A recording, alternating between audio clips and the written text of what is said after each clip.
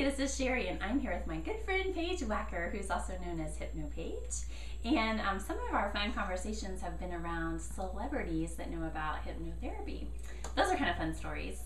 And there's a good one that she shared not too long ago about Sylvester Stallone. So can you share that one for our viewers? Absolutely. And Sylvester Stallone is kind of near and dear to my heart. I actually got to meet him in Hawaii during the 80s, in the mid-80s, when he was so big around Rocky. Did he talk to you?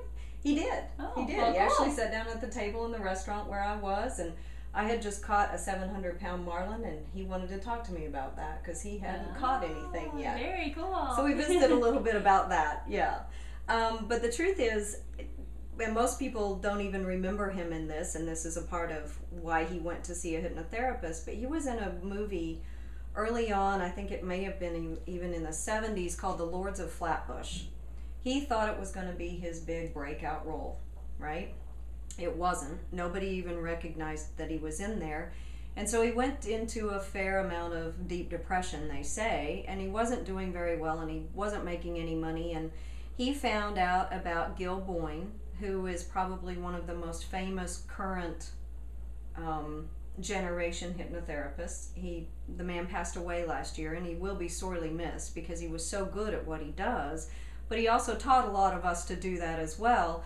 And he saw Sylvester Stallone. Sylvester Stallone saw him for 2, maybe 3 sessions. And shortly after that, the story goes that Sylvester wrote Rocky. Took him a very short amount of time to do it. The story goes only a few days.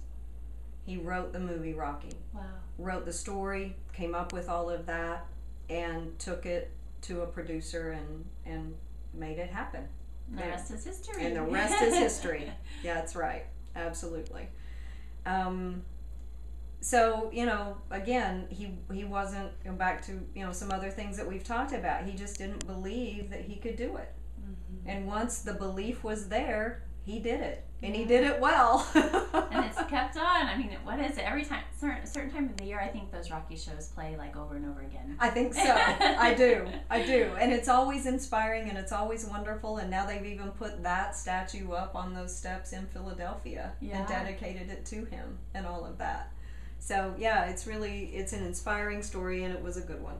Yeah, that's a fun one. And then there's another celebrity that's kind of recent that has a book out that a lot of you may know. I watched her growing up in the Brady Bunch. Right. So I understand that Florence Henderson has just released a new book, a book about her story and about some of the things that she's gone through and done. And one of the stories in there is after the Brady Bunch series was done, she was struggling a little bit and had some stage fright after she divorced her first husband. And somebody told her that a hypnotherapist could help her with it. So she went to see a hypnotherapist. It did help her with it.